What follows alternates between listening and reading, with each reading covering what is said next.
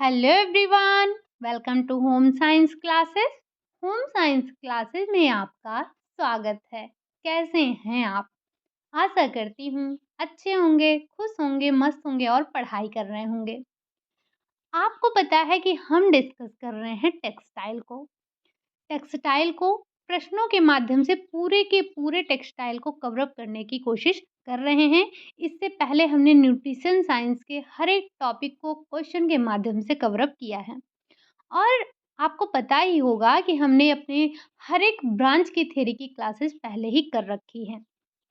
अभी हम पढ़ रहे हैं टेक्सटाइल और हमने आपको कल ही बताया था कि आज का जो टॉपिक होगा आपका वो बुनाई से संबंधित होगा। बुनाई अर्थात कपड़े का निर्माण आज हम करने वाले हैं। क्योंकि हमने रेशों का निर्माण तो पहले ही कर लिया था। उसके बाद हमने परिसज्जाएँ भी देख ली कपड़ा बनाने से पहले ही। कोई बात नहीं, आज हम बनाएँगे कपड़ों को। और कल का काम क्या है आपका? आज ही आप अपने काम को समझ लीजिए। कल आपको पढ़ के आना है रंगाई और छपाई के टॉपिक को। कल हम डाइंग और प्रिंटिंग से संबंधित प्रश्नों को करने वाले हैं, तो आप थ्योरी की क्लास ज़रूर एक बार देख कर आइएगा। आज हम बात कर लेते हैं अपने बुनाई के टॉपिक को अर्थात वीविंग, नीटिंग, फेल्टिंग इन सब के बारे में आज हम डिस्कस करने वाले हैं। और ये भी देखेंगे साथ ही साथ कि क्या बुनाई और मतलब नीटिंग और वीविंग के अलावा भी हमारे वस्त्र बनाने के और भी मेथड्स हैं? अगर हैं तो कौन-कौन से हैं? थोड़ा-सा उन पर हम चर्चा कर लेंगे। तो उम्मीद है कि पेन और नोटबुक लेकर बैठे ही होंगे क्योंकि हर दिन आपको कुछ ना कुछ नया मिलता है। भले ही हमने थ्योरी कर रखी है, हमने प्रैक्टिस कर रखे हैं, बट कुछ ना कुछ आपको हर दिन नया मिलता है। तो पेन और नोटबुक लेकर इसीलिए बैठना होता है ताकि जो कुछ भी नया मिले, आप उन्हें कहीं न कहीं नोट डाउन कर लें और जो क्वेश्चन आपसे बीच-बीच में पूछे जाते हैं, आप उन्हें भी कहीं न कहीं नोट डाउन कर लें, अगर आपको नहीं आ रहा है तो। ठीक? चलिए, बढ़ते हैं आज के अपने पहले क्वेश्चन की तरफ। अच्छा, पहला क्वेश्चन आपका कौन-सा है? जो परसों की आपकी प्रैक्टिस सेट हुई थी, जिसमें हमने धागों से संबंधित प्रश्न किए थे, उसमें आपका एक क्वेश्चन गलत हो गया था। एक्चुअली ये क्वेश्चन हमने जानबूझकर ऐसा बनाया था, बट आंसर वहाँ पर हमने गलत बता दिया था। पूछा क्या गया है? पूछा जा रहा है कि निम्नलिखित में से नॉवेल्टी यार्न का उदाहरण है। क्या वो केबल्ड यार्न है, डबल्ड यार्न है, नॉवेल्टी यार्न है या फिर उपरोक्त सभी? तो यहाँ पर उपरोक्त सभी रखने का मतलब यही था कि ताकि आप मुझे ये देखना था कि आप में से कितने लोग उपरोक्त सभी पर जाते हैं। बट वहाँ पर गलती से वो आंसर आपका उपरोक्त सभी लग गया था, जबकि हमने आपको कई बार बताया था कि जो आपके यार्न हैं, 2 प्रकार के हैं। एक तो आपका सादा धागा होता है, जिसे हम सिंपल यार्न के नाम से जानते हैं और दूसरा आपका नॉवेल्टी यार्न है, ठीक? सिंपल यार्न में सिर्फ आपको 4 धागों का नाम ध्यान रखना है।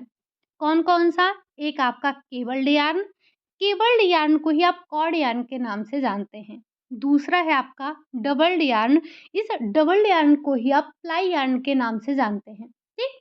हमने आपको बताया कि आपको सिर्फ 4 नाम ध्यान रखना है। तो आपका और कौन-कौन सा बच रहा है? इसमें आपका जो नॉवेल्टी यार्न है, वो ये है आपका। बाकी ये दोनों जो आपको दिख रहे हैं, ये आपके सादे यार्न हैं, सिंपल यार्न के उदाहरण हैं, ठीक? अब इसमें 2 और बच रहा है, इसी वक़्त आप उसे भी देख लें। जैसे पहला एक और है आपका सिंगल यार्न, ठीक? एक है आपका सिंगल यार्न, एक है आपका डबल्ड यार्न, एक एक आपका है केबल्ड यार्न और एक आपका है मल्टी यार्न। बस आपको सादे में यही 4 नाम ध्यान रखने हैं। बाकी आपके सामने जो भी नाम आएगा, सब का सब आपका नॉवेल्टी यार्न होगा, ठीक? तो आपको परेशान नहीं होना है। हमने आपको पहले भी बताया था कि आपको 4 नाम ध्यान रख लेने हैं। एक आपका single yarn, doubled yarn, cabled yarn और अगला है आपका मल्टी यार्न। यही 4 प्रकार के जो धागे हैं, आपके सिंपल धागों के अंतर्गत आते हैं। बाकी जो भी आपको मिलेगा, चाहे टेक्सचर्ड यार्न मिले, नॉट यार्न मिले या फिर आपका स्पाइरल यार्न मिले, लेसेटेक्स यार्न मिले या फिर आपको और हमने कई प्रकार के यार्न की चर्चा की थी, तो वो सारे के सारे आपके किस में आ रहे थे? नॉवेल्टी यार्न में आ रहे थे। आई होप कि जो क्वेश्चन वहाँ पर गलत हुआ था, वो अभी सही हो गया, ठीक? चलिए, बढ़ते हैं हम अगले क्वेश्चन और आज का जो हमारा टॉपिक है, उसका आपका पहला क्वेश्चन है। क्या? निम्नलिखित में से साधारण बुनाई है। जैसे हम धागे पढ़ते हैं ना, सादे धागे, फैंसी धागे, वैसी ही हमारी बुनाई भी होती है। बुनाई मतलब सादी बुनाई और फैंसी बुनाई। तो सबसे पहले तो आपको यही ध्यान रख लेना है कि सादी बुनाई कौन-सी है और फैंसी बुनाई कौन-सी है, ठीक? तो यहाँ पर आपसे पूछा जा रहा है कि साधारण, साधारण बुनाई, सिंपल बुनाई, सादी बुनाई ध्यान रखेंगे, ठीक? तो जो साधारण बुनाई है उसका प्रकार कौन-कौन सा है? बास्केट बुनाई, रिब बुनाई, फ्रिल बुनाई या फिर उपरोक्त सभी। अच्छा, एक चीज़ और ध्यान रखिएगा, ये यहाँ पर बुनाई, बुनाई मतलब ये वीविंग का टॉपिक है, ठीक? मैंने हर जगह जब वीविंग की बात हुई है तो वहाँ पर बुनाई लिखा है और जहाँ पर नीटिंग की बात हुई है वहाँ बुनाई ना लिखकर नीटिंग ही लिखने की कोशिश की है। अगर कहीं पर बुनाई हो गया होगा तो हम आगे आपको बताएँगे। बट यहाँ पर वीविंग की बात हो रही है कि साधारण वीविंग जो आपकी सिंपल वीविंग है कौन-सी है? तो आपको पता होगा कि ये तीनों ही आपके क्या हैं, ये तीनों के तीनों ही आपके, चाहे बास्केट बुनाई हो, चाहे आपका रिब बुनाई हो, चाहे आपका ट्विल बुनाई हो, ये सारे के सारे आपके साधारण बुनाई के अंतर्गत आते हैं, ठीक? अगला क्वेश्चन है आपका, क्वेश्चन नंबर 3 है, सादी बुनाई से निर्मित वस्त्र है। अच्छा, जब आप एक बुक लेते हैं, मंजू पाटनी मैम की बुक लेते हैं, तो उसमें आपको ना मिल जाता है कि किस बुनाई से कौन-सा कपड़ा निर्मित है। तो वहाँ से भी कभी-कभी क्वेश्चन पूछ लिए जाते हैं, तो अगर आपके पास बुक हो तो एक बार ज़रूर पढ़िएगा, ठीक? पूछा जा रहा है कि सादी बुनाई से निर्मित वस्त्र है, कोलिको, टफेटा, मलमल, उपरोक्त सभी। तो जब हम बात करते हैं सादी बुनाई की, तो सादी बुनाई से ये तीनों प्रकार के कपड़े निर्मित किए जाते हैं, चाहे आपका टफेटा हो, चाहे आपका कोलिको हो, चाहे आपका मलमल हो। हम इन सारे वस्त्रों को कैसे बनाते हैं? तो सादी बुनाई के माध्यम से बनाते हैं, ठीक? उपरोक्त सभी आपका राइट आंसर हो जाएगा। आप में से कुछ लोग ऐसे हैं जिनको प्लेलिस्ट नहीं मिल रही है, जिनको कुछ टॉपिक नहीं मिल रहे हैं, तो उनसे इससे रिलेटेड जो भी आपकी क्वेरीज़ हैं, हम उनको लास्ट में 2 मिनट में डिस्कस कर लेंगे। पहले हम अपने क्वेश्चन को फिनिश करते हैं, हमारे 45 क्वेश्चन हैं, तो सबसे पहले हम उनको डिस्कस कर लेते हैं, ठीक? चलिए, और बुक से भी रिलेटेड कुछ क्वेश्चन थे आपके मैंने देखे, तो इन सब के बारे में अभी हम लास्ट में बात करेंगे। अगला क्वेश्चन है, क्वेश्चन नंबर 4 है, बास्केट बुनाई। कैसी बुनाई है? तो ये आपकी साधारण बुनाई है, अभी आपने देखा था। ये जो आपकी बास्केट बुनाई है, इसको हम और किस नाम से जानते हैं? जैसे जैसे जब हम बात करते हैं लिनो बुनाई की, तो इसे हम गॉज बुनाई के नाम से जानते हैं। इससे कपड़े कैसे बनते हैं? तो इससे जालीदार कपड़े बनाए जाते हैं। लेकिन ध्यान रखिएगा, बड़े ही मजबूत कपड़े बनाए जाते हैं इससे। किससे? गॉज बुनाई से या फिर लिनो बुनाई से, दोनों एक ही होता है। बात कर रहे हैं बास्केट बुनाई को और किस नाम से जानते हैं? तो क्या इसे हम संतुलित बुनाई कहते हैं, दुसुत्ती बुनाई कहते हैं, मैट बुनाई कहते हैं या उपरोक्त सभी? तो जो आपका बास्केट बुनाई है, बास्केट बुनाई के ये सारे नाम होते हैं, चाहे आप संतुलित बुनाई कहें, दुसुत्ती बुनाई कहें या फिर इसे मैट बुनाई कहें। ये आपके बास्केट बुनाई के ही नाम होते हैं। ज़रा बास्केट बुनाई से तैयार किसी किसी एक कपड़े का नाम बताइए। हम बढ़ते हैं अपने अगले क्वेश्चन, क्वेश्चन नंबर 5।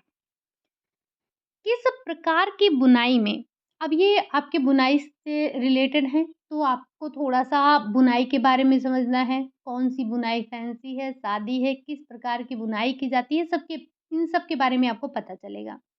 तो आपको बताना है कि वो बुनाई का कौन-सा प्रकार है, जिसमें ताने का धागा मोटा और बाने का धागा पतला होता है या सामान्य होता है। क्या ये सादी बुनाई में होता है?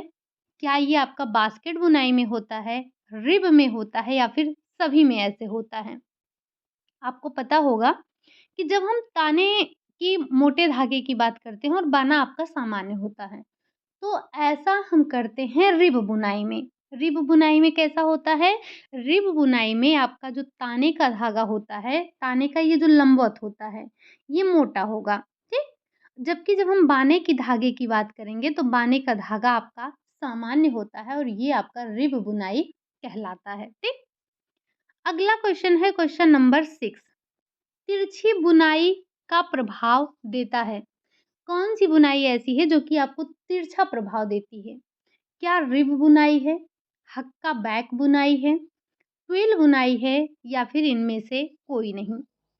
तो जब हम तिरछे प्रभाव की बात करते हैं, तो आपके दिमाग में तुरंत एक नाम आ जाता है, वो नाम क्या है? वो नाम आपका है ट्विल बुनाई। ट्विल बुनाई से निर्मित जो कपड़ा होगा, उसमें आपको तिरछा प्रभाव देखने को मिलता है। उदाहरण आप हमें बताएँगे? क्योंकि लास्ट टाइम जब आपके टीजीटी का एग्ज़ाम हुआ था, तो वो आपसे पूछा गया था। आप उदाहरण हमें बताइएगा, हमने आपको बताया कि ट्विल बुनाई के बारे में एक विशेषता आपको बता दी। अब हम बढ़ते हैं अगले क्वेश्चन नंबर 7 की तरफ। किस प्रकार की बुनाई 2 तानों तथा 2 बानों का उपयोग करके बनाया जाता है? सादी बुनाई, ट्विल बुनाई, बास्केट बुनाई या फिर इनमें से कोई नहीं? तो सादी बुनाई, ताना-बाना आपका समान था। सादी बुनाई के कपड़े भी आपने देख लिए। ट्विल बुनाई की भी विशेषता आपने देख ही ली। बात यहाँ पर हो रही है 2 ताने और 2 बाने, यानी कि 2 ताने साथ में लगाएँगे, 2 बाने आप साथ में लगाएँगे। ये बुनाई जो होती है बास्केट बुनाई होती है, इसी को हम दुसुत्ती बुनाई के नाम से भी जानते हैं, अभी आपने देखा था। बढ़ते हैं हम अगले क्वेश्चन नंबर 8 की तरफ। कहा जा रहा है डेनिम है, गैबर्डीन है, किस बुनाई का निर्मित कपड़ा है? किस बुनाई का निर्मित कपड़ा है? क्या ये ट्विल बुनाई से निर्मित कपड़ा है? सादी बुनाई से निर्मित कपड़ा है? रिब बुनाई से निर्मित कपड़ा है या फिर इनमें से कोई नहीं? तो आपने पढ़ा था चाहे हम बात करें डेनिम की, गैबर्डीन की, ये आप किससे निर्मित करते हैं? ट्विल बुनाई से निर्मित करते हैं। और भी हमने उदाहरण आपको बताए थे। लेकिन ध्यान रखिएगा जो ये ट्विल बुनाई होता है ये कई प्रकार का होता है। मेजर तौर पर हमने बात किया था 5 या 6 प्रकार के ट्विल बुनाई की बात की थी। जिसमें आपने देखा था डायमंड शेप बन रहा था, ढलुआ बन रहा था, इसी में आप हनीकॉम्ब देख रहे थे। आपने कई प्रकार के इसमें ये देखा था कितने कई प्रकार के आपके ट्विल बुनाई को आपने देखा था। उम्मीद है कि आपने कल बुनाई का टॉपिक ज़रूर पढ़ा होगा, है ना? तो आपको पता चल रहा होगा कि हमने कई प्रकार के ट्विल बुनाई की बात की थी। अब ऐसा नहीं है कि अगर हमने आपको 5-6 प्रकार की बुनाई बताई थी, हालाँकि आपका क्वेश्चन ये नहीं आएगा कि ट्विल बुनाई कितने प्रकार का होता है, फिर भी आपको ये पता होना चाहिए कि ट्विल बुनाई 1, 2, 4, 6 प्रकार के नहीं होते हैं। जब आप देखेंगे तो ट्विल बुनाई जो है आपका ये कम से कम दसों प्रकार से बनाए जाते हैं, ठीक? तो ये आपसे क्वेश्चन नहीं पूछा जाएगा कि ट्विल बुनाई कितने प्रकार के होते हैं।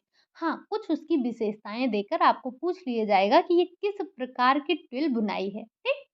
बढ़ते हैं हम अपने अगले क्वेश्चन नंबर 9 पर। सादी बुनाई और रिब बुनाई का रूपांतर है। जैसे कल हमने कुछ धागों के बारे में पढ़ा था, जैसे आप हमें ये बताइए कि जो हमारा स्लब यार्न है उसका सुधरा और रूपांतरित रूप क्या है? हमने जब यार्न का टॉपिक किया था तो वहाँ पर इस चीज़ को डिस्कस किया था। कल तो हमने करखे वगैरह के बारे में पढ़ा था, है ना? तो जो जैसे हमने पढ़ा था कि स्लब यार्न का संशोधित और सुधरा हुआ रूप जो है वो आपका फ्लैक यार्न है, तो वैसे ही आपके रिब बुनाई और सादी बुनाई का जो रूपांतरित है, क्या वो बास्केट बुनाई है, हक्का बैग बुनाई है, ट्विल बुनाई है या फिर इनमें से कोई नहीं? तो ध्यान रखेंगे इन दोनों का ही जो सुधरा हुआ रूप है, वो आपका हक्का बैक है। आपने देखा था जब हम सादी बुनाई की बात करेंगे तो आपका ताना-बाना समान होता है। लेकिन जब हमने रिब बुनाई की बात की थी तो उसमें हमने ताने के धागे को मोटा रखा था, जबकि हमने बाने के धागे को पतला रखा था या साधारण रखा था, ठीक? इसी का जो सुधरा हुआ रूप है वो आपका हक्का बैक बुनाई होता है। बढ़ते हैं अगले क्वेश्चन नंबर 10 की तरफ। क्या है? निम्नलिखित में से सादी बुनाई का प्रकार नहीं है। आपको बताना है कि कौन-सा इसमें फैंसी बुनाई आ गया। क्या रिब वीविंग है अर्थात रिब बुनाई, बास्केट वीविंग अर्थात बास्केट बुनाई, पाइल बुनाई या फिर इनमें से कोई नहीं? अगर आपने बुनाई के प्रकार पढ़े हैं मतलब एक आपने सादी बुनाई पढ़ी है और एक आपने पढ़ा है फैंसी बुनाई। तो जब हम सादी की बात करते हैं तो उसमें आपका रिब और बास्केट ये दोनों आते हैं। लेकिन जब हम बात करते हैं सादी बुनाई ये फैंसी बुनाई की, तो इसमें आपका पायल बुनाई आता है। पायल बुनाई आपका एक प्रकार का फैंसी बुनाई होता है। अब इसमें भी पायल में भी हम कट पायल, अनकट पायल, बोथ साइड पायल पड़ते हैं। अच्छा, पायल आपने कहाँ देखा होगा? जब आप देखते हैं आपके घरों पर कुछ टॉवल होते हैं, आपने देखा होगा उसमें लूप इस तरह से होते हैं, ठीक? लेकिन वहीं कुछ आपने देखा होगा कि ये लूप आपके कटे होते हैं। तो जिसमें लूप निकले होते हैं, वो आपके क्या होते हैं? वो अनकट पाइल होते हैं। और जो आपके कटे हुए होते हैं, अभी कैसे आपको एग्ज़ाम्पल दें?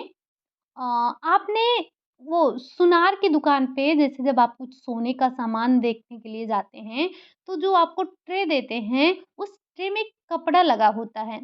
वो आपके कट पाइल का उदाहरण होता है, ठीक? उम्मीद है कि आप चीज़ों को समझ पा रहे होंगे और आपने अगर क्लास ली होगी तो आपको कोई दिक्कत ही नहीं हो रही होगी। हम बढ़ते हैं अपने अगले क्वेश्चन नंबर 11 की तरफ।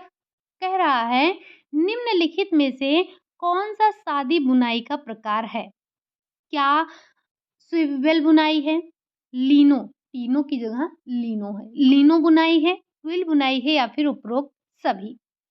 तो जब हम बात करते हैं सादी बुनाई की, तो सादी बुनाई में आपका ये ट्विल बुनाई आ जाता है। जबकि स्विवेल और लिनो बुनाई जो होते हैं, ये आपके फैंसी बुनाई के अंतर्गत आते हैं और आपको ये पता भी होगा कि लिनो बुनाई को ही हम गॉज बुनाई के नाम से जानते हैं। इसमें जो आकृति बनती है, वो 8 के आकार की बनती है। इससे बना हुआ वस्त्र जो होता है, वो काफ़ी मजबूत होता है। साथ ही साथ जालीदार वस्त्र हम इससे बनाते हैं। हमारे घरों पर जो बैंडेज आता है, पट्टी जो हम करते हैं, जैसे कहीं किसी को चोट लग गई तो पट्टी बाँधते हैं डॉक्टर, लंबी वाली ऐसे होती है। उसमें आपने देखा होगा जो जाली बनी होती है, ये आपकी कौन-सी बुनाई होती है? वो गॉज बुनाई होती है। पट्टियाँ हम इसी से बनाते हैं और कितनी मजबूत होती है। भले ही वो जाली है बट आप देखिए अगर उसको फाड़ने की कोशिश करिए तो बहुत मजबूत होता है, ठीक? बढ़ते हैं अगले क्वेश्चन नंबर 12। निम्नलिखित में से फैंसी बुनाई का प्रकार है ट्विल बुनाई, रिब बुनाई, प्लेन बुनाई अर्थात सादी बुनाई, बास्केट बुनाई, ये सारे के सारे आपके किसके एग्जाम्पल थे? सादी बुनाई के। लेकिन जब हम बात करते हैं डॉबी बुनाई, हनी कॉम्ब बुनाई या फिर गॉज बुनाई, तो ये बुनाई जो आपने पढ़े थे, 1-2 बुनाई आपने नहीं पढ़ा था, आपने बुनाई कई देखे थे। आई थिंक 7-8 आपने देखा था किसमें? सादी में और 7-8 कम से कम आपने देखा था फैंसी में, ठीक? तो ये जितने भी आपके सामने हैं, चाहे वो डॉबी बुनाई हो, चाहे हनी कॉम्ब बुनाई हो या फिर गॉज बुनाई हो, ये सारे के सारे आपके किसके एग्जाम्पल हैं? फैंसी बुनाई के उदाहरण हैं। बढ़ते हैं हम अपने अगले क्वेश्चन नंबर 13 की तरफ। कह रहा है ज्यामितीय डिज़ाइन बनाया जाता है। मतलब किस प्रकार के बुनाई से आप ज्यामितीय डिज़ाइन बनाते हैं? क्या डॉबी बुनाई से, सादी बुनाई से, रिब बुनाई से या फिर इनमें से कोई नहीं? जब हम बात करेंगे ज्यामितीय डिज़ाइन की, तो वो आप डॉबी बुनाई से ही बनाते हैं। डॉबी बुनाई में एक डॉबी अटैचमेंट लगा होता है और इसमें जो नमूने बनाए जाते हैं, वो ज्यामितीय होते हैं और पंछियों के आँखों के आकार के नमूने बनाए जाते हैं। कुछ इस तरह के नमूने आपको देखने को मिलते हैं। इस तरह के कुछ नमूने आपको देखने को मिलते हैं। किसमें? जब हम डॉबी बुनाई की बात करते हैं और अगर आपसे पूछा भी जाए कि डॉबी अटैचमेंट किसमें लगा होता है, तो आप बताएँगे जो डॉबी करघा होता है, ये डॉबी करघे पे आप डॉबी बुनाई करते हैं। तो ये जो डॉबी करघा होता है, इसमें एक डॉबी अटैचमेंट लगा होता है। ठीक? बढ़ते हैं हम अपने अगले क्वेश्चन नंबर 14 की तरफ और 14 नंबर का क्वेश्चन क्या कह रहा है? अगला क्वेश्चन है हमारा क्वेश्चन नंबर 14 है, कह रहा है निम्नलिखित में से किस बुनाई में ताने वाले धागे पर फंदे छोड़े जाते हैं अर्थात लूप जिसे हम कहते हैं छोड़े जाते हैं? क्या ये पायल बुनाई में होता है, सादी में होता है, ट्विल में होता है या फिर इनमें से कोई नहीं? अभी-अभी हमने आपको बताया था कि जो हमारी पायल बुनाई होती है, उसपे हम लूप छोड़ते हैं। क्या छोड़ते हैं? लूप अर्थात फंदे छोड़ते हैं और ये हमारी पायल बुनाई भी 3 प्रकार की होती है। एक होती है हमारी cut pile, uncut pile, both side pile. ठीक। अगला क्वेश्चन है आपका क्वेश्चन नंबर 15। लहरदार नमूने बनाए जाते हैं किस पर?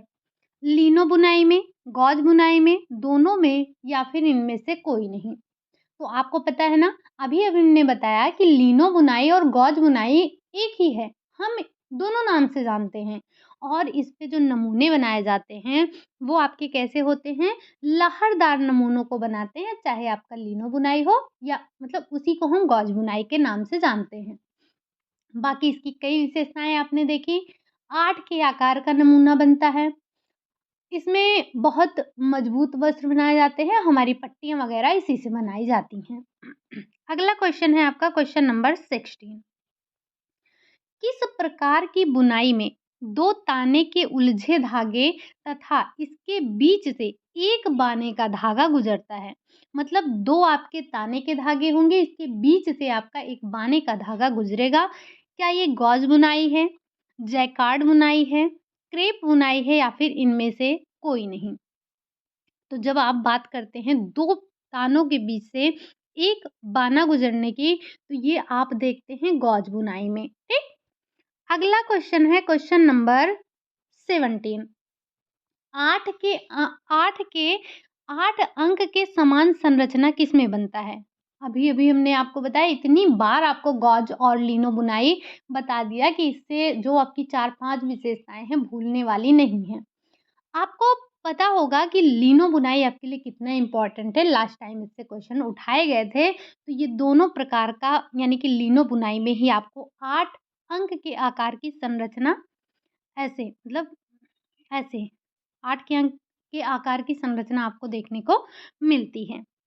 अगला क्वेश्चन है क्वेश्चन नंबर 18। जैकार्ड करघे की खोज किसके द्वारा की गई? जोसेफ जैकार्ड के द्वारा, रॉबर्ट हुक के द्वारा, रॉबर्ट मेयर के द्वारा, या फिर इनमें से कोई नहीं।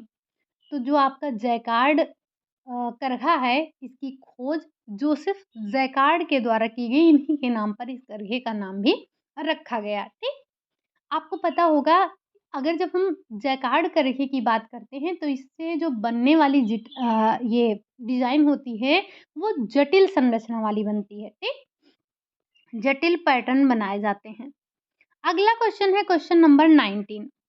किस प्रकार की बुनाई में चिपकने वाले पदार्थ का उपयोग किया जाता है? नमदे में, नीडल पंच वेव क्लॉथ में, टापा क्लॉथ में, या फिर नीटिंग में?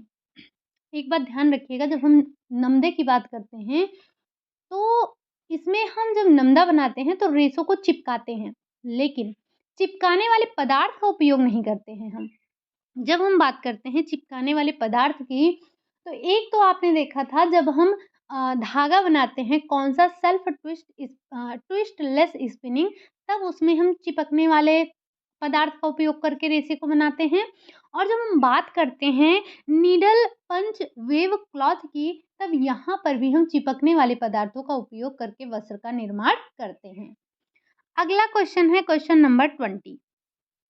नीटिंग में कितने धागे का उपयोग किया जाता है? यहाँ पर वीविंग की बात नहीं हो रही है, नीटिंग की बात हो रही है। तो क्या आप 2 धागे प्रयोग करते हैं? 1, 3, 5। तो हमें पता है कि जब हम वीविंग करेंगे, तो वीविंग के लिए हमें ताने और बाने की आवश्यकता होती है। लेकिन जब हम बात करते हैं नीटिंग की ना, नीटिंग में हमें 1 धागे की आवश्यकता होती है। हम 1 धागे से अपने वस्त्र का निर्माण करते हैं। जो आप सलाइयों के माध्यम से, कुर्स के माध्यम से वस्त्र बनाते हैं, वो आपके क्या होते हैं, वो आपके नीटिंग मेथड से बनाए जाते हैं। और क्या आप जब सलाइयों से बनाते हैं, जो आपने स्वेटर बनाया, जो आपने पैजामे बनाए, मोजे बनाए, जो भी बनाए आपने, क्या उसमें आपने 2-2 धागे इस्तेमाल किए थे? आप एक ही धागे से बना सकते हैं। आपने देखा होगा उनका बड़ा गोला होता है और उसी से हम बनाते जाते हैं, हमारा स्वेटर पूरा तैयार हो जाता है एक ही धागे से। तो कहने का मतलब नीटिंग में आपको सिर्फ़ एक धागे की आवश्यकता होती है। बढ़ते हैं अगले क्वेश्चन, क्वेश्चन नंबर 21 पर। फर वाले कपड़े बनाए जाते हैं। ये जो फर वाले कपड़े होते हैं किससे बनाए जाते हैं? सादी बुनाई से, ट्राइकोट से, नमदे से, या फिर इनमें से कोई नहीं? तो ध्यान रख लेंगे आप ट्राइकोट। ट्राइकोट के थ्रू आप क्या करते हैं, फर वाले कपड़े को बनाते हैं। बढ़ते हैं अगले क्वेश्चन, क्वेश्चन नंबर 22। पंछियों की आँखों के समान नमूने बनाए जाते हैं। मतलब किस बुनाई में आप पंछियों की आँखों के समान नमूने बनाते हैं? डॉबी बुनाई में, सादी बुनाई में, पायल बुनाई में या फिर इनमें से कोई नहीं? अगर आपने क्लास को ध्यान से सुना होगा तो हमने आपको बताया कि जब हम बात करते हैं डॉबी बुनाई की, तो डॉबी बुनाई में एक डॉबी अटैचमेंट लगा होता है। इसमें जो संरचना बनती है वो चिड़िया के आँख के सदृश इसमें नमूना बनाया जाता है, ठीक? तो किसमें ये बनता है? ये आपका डॉबी बुनाई में बनता है।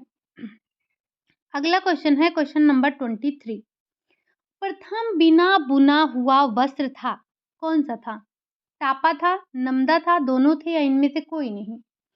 तो हमें पता है कि जब हम बात करते हैं बिना बुने हुए वस्त्र की, यानी कि प्रथम बुना हुआ वस्त्र जो था वो आपका टापा क्लॉथ था। टापा क्लॉथ को हम किससे बनाते हैं? इसको हम आपको नाम देखने को मिलेगा फिग की छाल से, या शहतूत की छाल भी मिलती है, आपको ओक की छाल भी मिल जाती है, ठीक? तो ध्यान रखेंगे ये फिग की छाल से बनाई जाती है। बढ़ते हैं अगले क्वेश्चन, क्वेश्चन नंबर 24 पर। टापा वस्त्र बनाए जाते हैं नारियल की छाल से, कपास की छाल से, फिग वृक्ष की छाल से या फिर ये उपरोक्त सभी। तो अभी-अभी हमने बताया कि ये फिग वृक्ष की छाल से मिलता है, लेकिन आपको देखने को मिलेगा ओक के वृक्ष की छाल से, शहतूत की वृक्ष के छाल से भी, ठीक? बढ़ते हैं अगले क्वेश्चन, क्वेश्चन नंबर 25। बिना बुने हुए वस्त्र का इतिहास कब से प्रारंभ हुआ? क्या ये 1920 से है, 25 से है, 30 से है या फिर 35 से है? तो जब हम बिना बुने हुए वस्त्र की बात करेंगे तो इसका इतिहास आपको 1930 से देखने को ही मिलता है, ठीक? अगला क्वेश्चन है क्वेश्चन नंबर 26। अभी कुछ इजी क्वेश्चन दिख रहे हैं, मतलब छोटे-छोटे क्वेश्चन दिख रहे हैं बट इम्पोर्टेंट हैं आपके लिए। नमदे का प्रकार है मतलब आप नमदा किस-किस प्रकार का बनाते हैं? एक आपका ऊनी नमदा होता है, फर नमदा होता है, दोनों होता है या फिर इनमें से कोई नहीं? तो ध्यान रखेंगे ये दोनों प्रकार के नमदे बनाए जाते हैं। ऊनी नमदा भी बनाया जाता है और साथ ही साथ आपके फर वाले नमदे भी बनाए जाते हैं। आपको आपकी बुक में देखने को आराम से ये चीज़ें मिल जाएँगी। अर्थात उपरोक्त दोनों आपका राइट आंसर हो जाएगा। बढ़ते हैं अगले क्वेश्चन, क्वेश्चन नंबर 27। पहला पहले हाथ द्वारा नीटिंग से बनाया गया ऊन का वस्त्र था। एक क्वेश्चन तो आप ऐसे ही ध्यान रखेंगे। पहला नीटिंग, हाथ से जो नीटिंग किया गया था, कौन-सा वस्त्र था? तो वो ऊन का था। अब ये बनाया क्या गया था?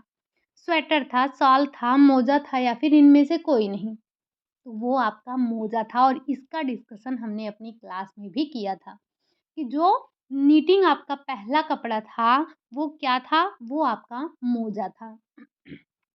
अगला क्वेश्चन है आपका क्वेश्चन नंबर 28। पहले हाथ द्वारा नीटिंग से बनाया गया ऊन का मोजा क्या था? ऊन का मोजा था, ये आपको कहाँ से प्राप्त हुआ था?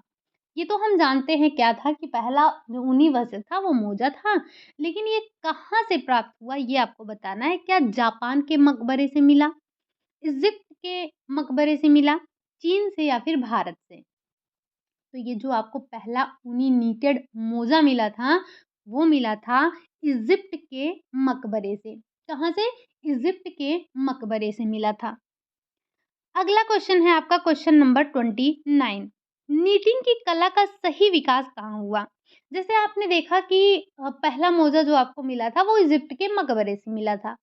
लेकिन क्या ये बहुत अच्छे से विकास हो गया था? तो जब भी आपको पूछा जाए कि नीटिंग कला का सही विकास कहाँ हुआ, क्या भारत में देखने को मिला, चीन, जापान या फिर यूरोप? तो ध्यान रखेंगे इसमें आपको किसका नाम देखने को मिलता है?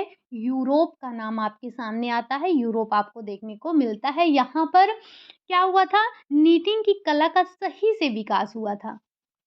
बढ़ते हैं अगले क्वेश्चन, क्वेश्चन नंबर 30। प्रथम नीटिंग मशीन का आविष्कार कब हुआ था? ये जो आपका प्रथम नीटिंग मशीन का आविष्कार हुआ, ये कब हुआ था?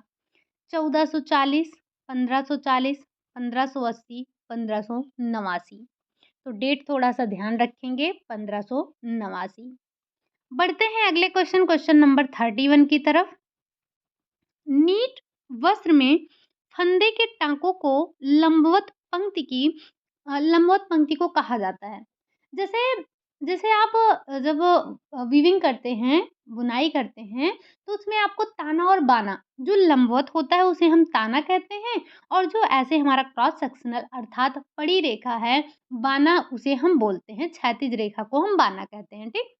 तो वैसे ही आपका ये जो नीटिंग वाला वस्त्र है, इसमें भी होता है, एक आपका ताना होता है, एक बाना होता है। तो जब इसमें जो फंदे के टाँकों को हम लंबवत रखते हैं, इस तरह से आपने देखा होगा जो आपके पास कपड़े होते हैं, उसमें कुछ ऐसे ऐसे फंदे होते हैं, कुछ में मतलब ऐसे बुनाई होती है और कुछ की बुनाई ऐसे हुई रहती है। तो जो ये लंबवत फंदे रखे गए हैं, इन्हें आप क्या कहेंगे? वेल्स कहेंगे, कोर्स कहेंगे, बाना कहेंगे या फिर इनमें से कोई नहीं। तो इसमें भी वही आपका लंबवत और क्षैतिज होता है। लेकिन जो लंबवत होता है उसे हम वेल्स के नाम से जानते हैं, जिसे हम बुनाई में ताना के नाम से जानते हैं, ठीक? वीविंग में हम ताना और बाना कहते हैं, नीटिंग में हम वेल्स और कोर्स कहते हैं, ठीक? तो वेल्स क्या है? जो लंबवत बुनाई हुई है, और कोर्स क्या है? तो कोर्सेस आपके जो क्षैतिज बुनाई हुई है उसे कहते हैं। अगला क्वेश्चन आपका यही है क्या, कि जो आपका नीट वस्त्र है, नीट वस्त्र में फंदे के टाँके को जब हम क्षैतिज पंक्ति में देखते हैं तो उसे क्या कहते हैं? तो उसे अभी-अभी हमने कहा कि उसे कोर्स कहते हैं, अर्थात अगर हम उसे वीविंग की भाषा में पूछें तो वो आपका बाना कहलाता है, ठीक? चलिए, वेल्स का मतलब ताना, ताने से याद रखेंगे लंबवत, और कोर्सेस मतलब बाना आपका होता है जो कि क्षैतिज होता है। आई होप कि दोनों बातें आपको समझ में आ रही होंगी कि नीटिंग और वीविंग में क्या डिफरेंस है ताने और बाने में, ठीक? चलिए, अगला क्वेश्चन है क्वेश्चन नंबर 33। ताने की नीटिंग कब प्रारंभ हुई? जैसे जब हम वीविंग की बात करते हैं तो उसमें हम एक साथ ही ताना-बाना लगाते हैं। मतलब ऐसे-ऐसे लगाए, ऐसे-ऐसे, तभी तो जाकर हमारा कपड़ा रेडी होता है। लेकिन जो आपका नीटिंग होता है ना, इसमें इसमें जो ताना होता है उसका अलग बुनाई हुआ, बाना उसका अलग बुनाई हुआ, क्योंकि आपको पता है कि हमें धागे एक की आवश्यकता होती है। तो जो ये लंबवत बुनाई हमने स्टार्ट की, ये या जिसे हम कहते हैं ताने की नीटिंग जो स्टार्ट हुई, कब हुई? 1760 में, 1775 में, 1790 में या फिर 1780 में। तो ये जो बुनाई स्टार्ट हुई थी, वो आपकी स्टार्ट हुई थी कब? 1775 में हुई थी। हालाँकि ये क्वेश्चन आपसे पूछा नहीं गया है, लेकिन फिर भी हमने आपको कहा कि जो आपके बुक में कुछ ऐसी चीज़ें हैं जिनको आपको ध्यान रखने की आवश्यकता है, कभी भी पूछा जा सकता है। जैसे आपसे पूछा जा चुका है कि जैकार्ड करघे का आविष्कार कब हुआ? तो क्या ये नहीं पूछा जा सकता कि नीटिंग में ताने की बुनाई का आविष्कार कब हुआ? बिल्कुल पूछा जा सकता है। तो हमें हर तरफ से तैयार रहना है, ठीक? तो ध्यान रख लेंगे कब हुआ? 1775 में हुआ। ताने का अलग हुआ, बाने का अलग हुआ। अर्थात वेल्स बुनाई है उसका आविष्कार अलग-अलग, दोनों का अलग-अलग हुआ, चाहे वेल्स हो चाहे कोर्सेस हों। बढ़ते हैं अगले क्वेश्चन नंबर 34 की तरफ। स्वेटर के बॉर्डर, जैसे जो आपके स्वेटर होते हैं उसमें नीचे आप देखेंगे मोटा-सा होता है, तो स्वेटर का बॉर्डर हो गया, या गले में जो आपके बॉर्डर बनता है, या जो आपके हाथ की मोहरी बनती है। स्वेटर में आपने देखा होगा ना, हाथ की जो मोहरी बनती है, ये सब आप कौन-सी नीटिंग प्रक्रिया के थ्रू बनाते हैं? क्या रिब बुनाई? अच्छा, यहाँ पर रिब नीटिंग की बात की जा रही है, सादी बुनाई या फिर रेशल बुनाई, ये सभी आपकी बुनाई के ही प्रकार हैं। तो जब हम चाहे अपने स्वेटर के बॉर्डर की बात करें, हाथों के कलाई की बात करें, या जिसे हम मोहरी कहते हैं उसकी बात करें, तो इन सब का जो बनाया जाता है वो रिब नीटिंग के थ्रू, अर्थात इसे हम हिंदी में रिब बुनाई ही कहेंगे। लेकिन आप बुनाई अर्थात वीविंग में मत जाइएगा, हम बात कर रहे हैं नीटिंग की, ठीक? अगला क्वेश्चन है question number 35। Queen of design क्या है? नाम ध्यान रखेंगे। क्वीन ऑफ डिज़ाइन के नाम से जाना जाता है क्या?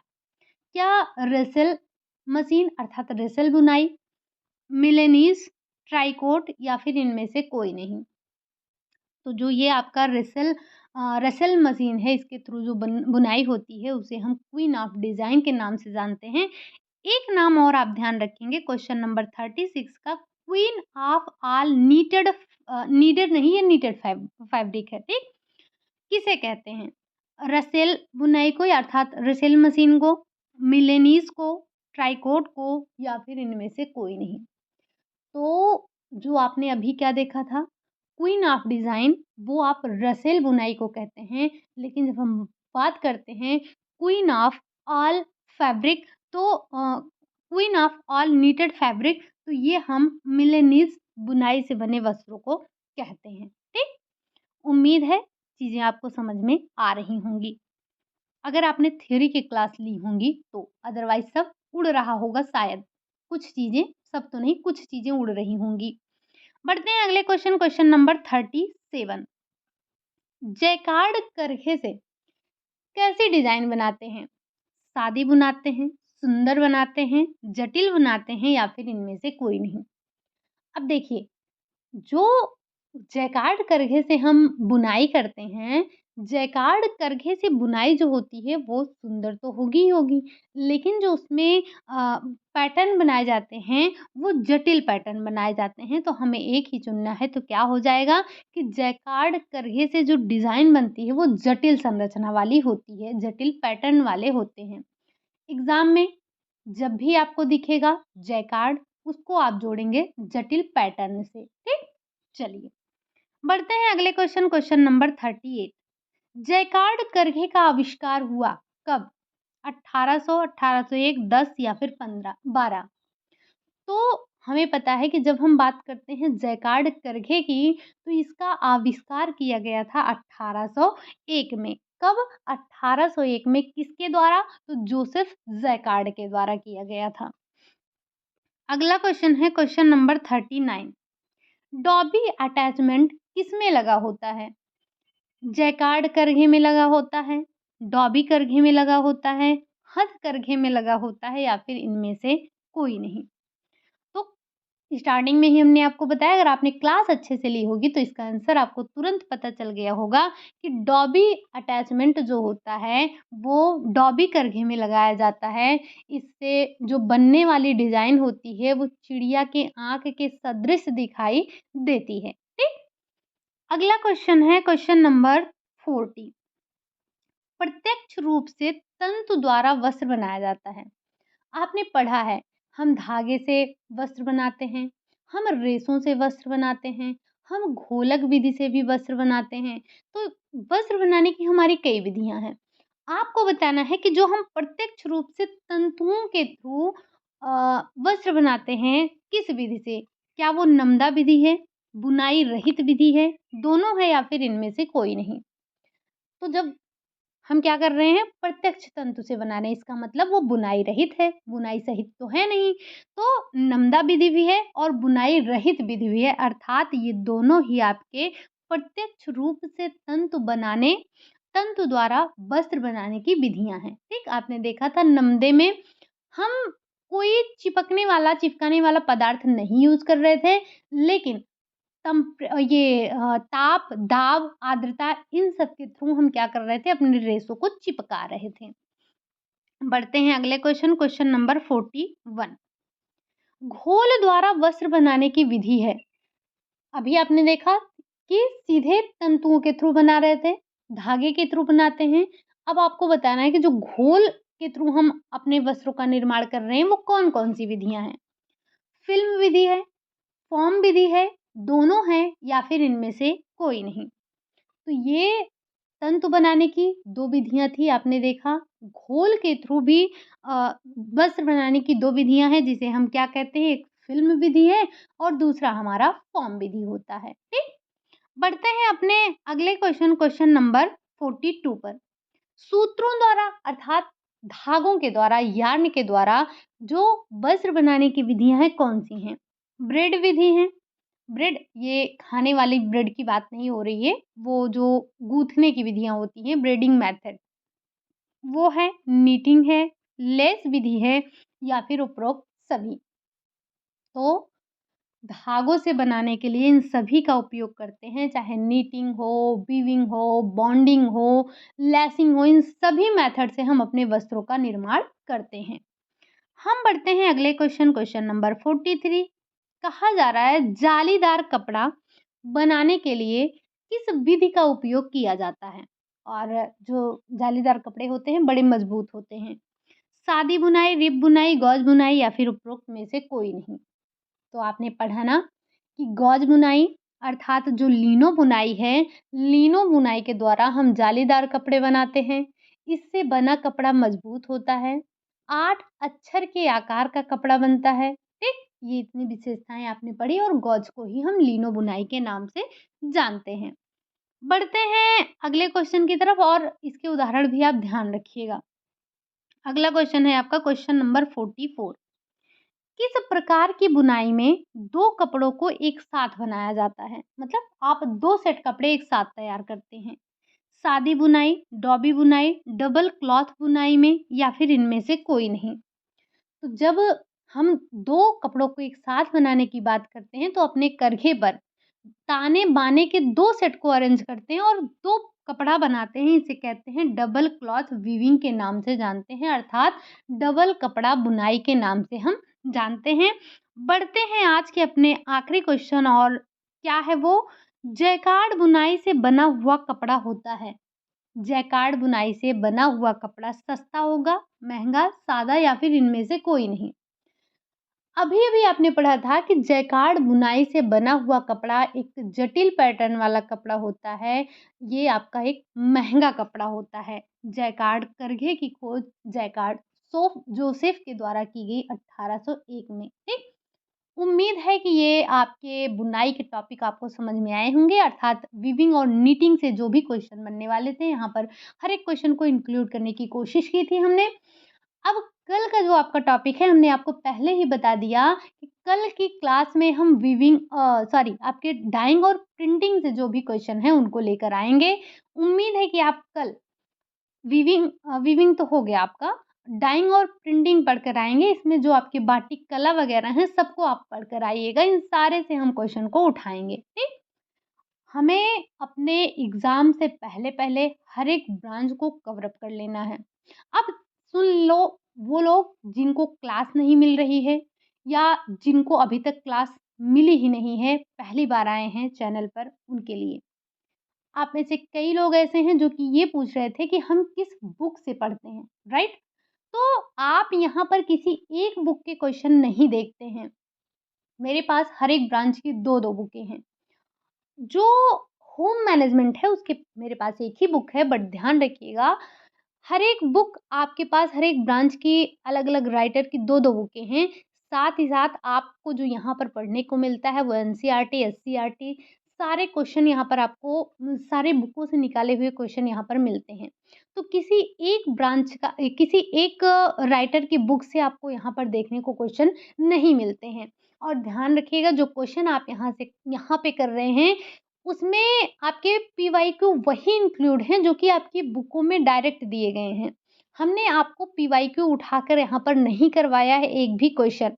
हाँ, जो आपकी बुक में डायरेक्ट पूछे गए हैं वो क्वेश्चन आपके पीवाईक्यू इसमें इंक्लूड होंगे, वो अलग की बात है। बाकी हमने पीवाईक्यू आपको यहाँ पर नहीं करवाया है, ठीक?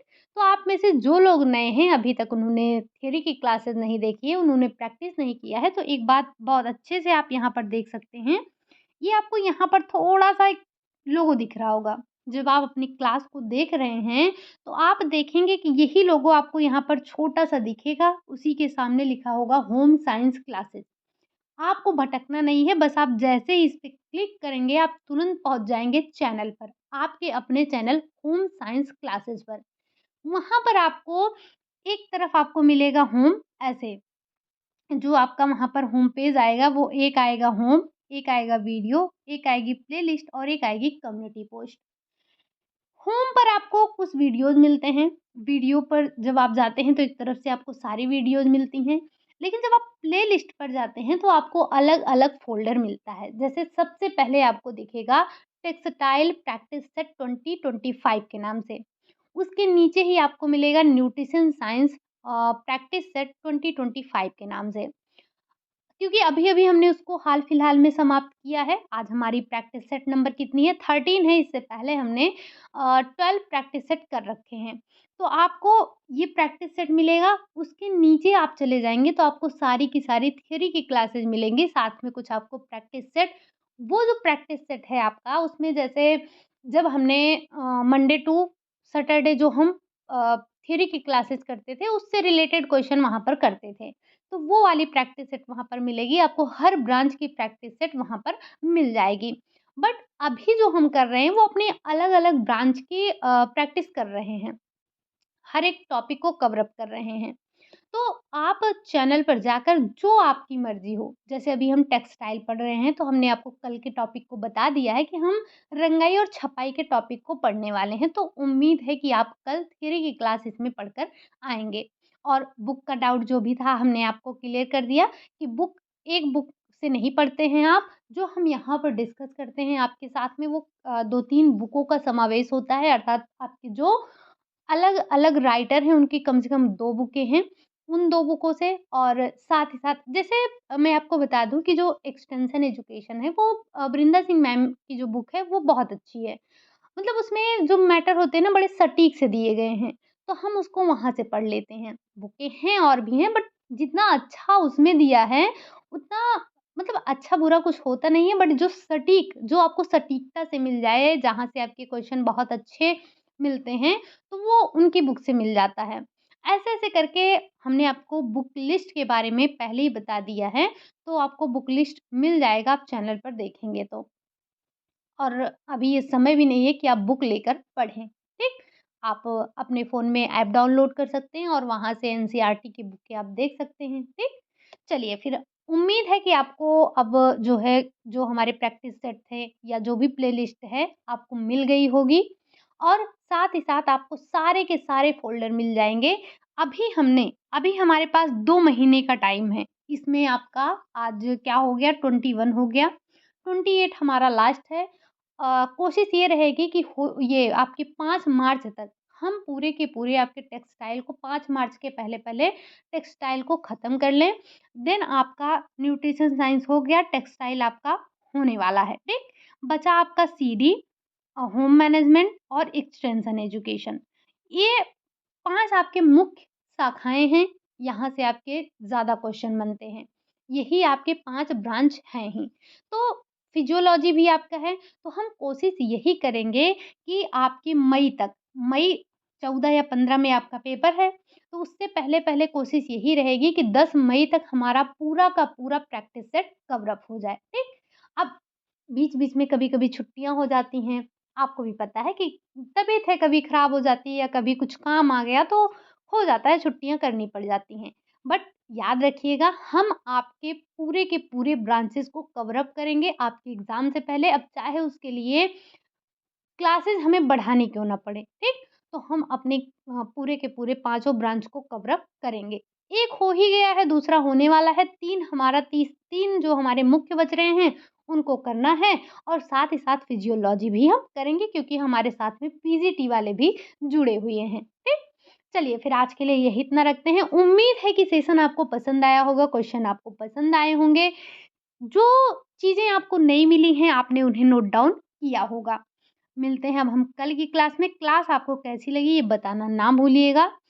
कल के टॉपिक में आपको मिला है क्या? रंगाई और छपाई का, तो उसे पढ़कर आइएगा। बाकी कल मिलते हैं हम नए प्रश्नों के साथ। तब तक के लिए खुश रहिए, मस्त रहिए, अपना ध्यान रखिए। Bye bye.